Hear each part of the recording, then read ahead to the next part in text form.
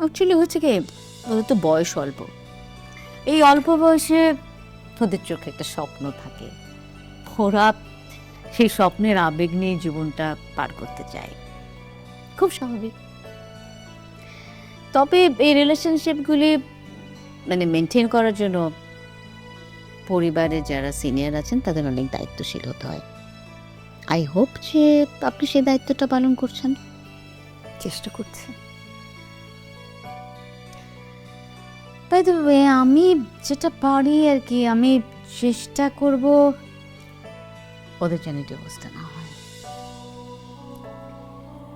আপনার প্রতি আমার কৃতজ্ঞতা শেষ থাকবে না। উকিল সাহেব আমার পরিচিত, ওনার মাধ্যমে আসলে আমি ওদেরকে আপনার কাছে পাঠিয়েছি। আমার বিশ্বাস আপনি আপনি আমাকে পুরোপুরি সাহায্য করবেন।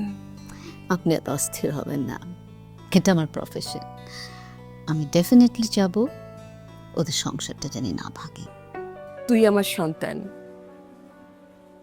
প্রত্যেকটা বাবা মা চায় তার সন্তান সুখে থাকুক, তার একটা সুন্দর সংসার হোক। সম্পর্ক হচ্ছে গাছের মতন, যখন কেউ একটা গাছকে লাগায় সেটাকে বড় করতে হলে তাকে যত্ন করতে হয়, প্রতিদিন পানি দিতে হয়।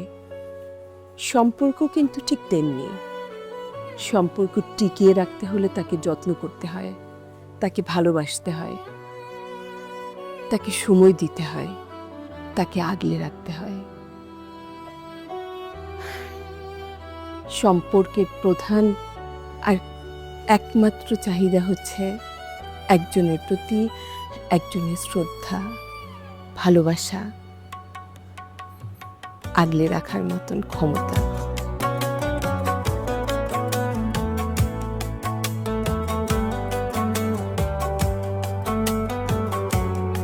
মা,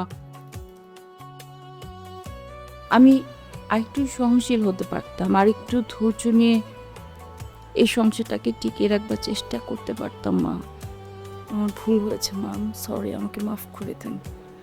নিজের মেয়ে মনে করে আমাকে মাফ করে দেন মা, প্লিজ।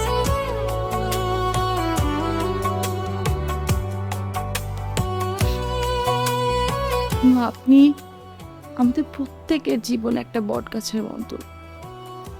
সেই বট গাছ আমাদেরকে মায়া দিবে, ছায়া দিবে, আগলে রাখবে।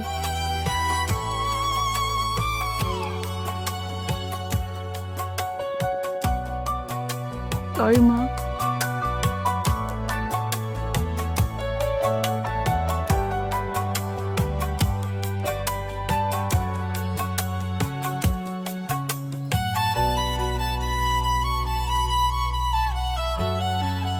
আমি তোমার প্রতি অনেক অবিচার করেছি, তোমাকে বুঝতে ভুল করেছি। আমাকে প্লিজ ক্ষমা করে দাও। আমি কথা দিচ্ছি, তোমার প্রতি দায়িত্ব, যত্ন, ভালোবাসার কোনো কমতি হবে না।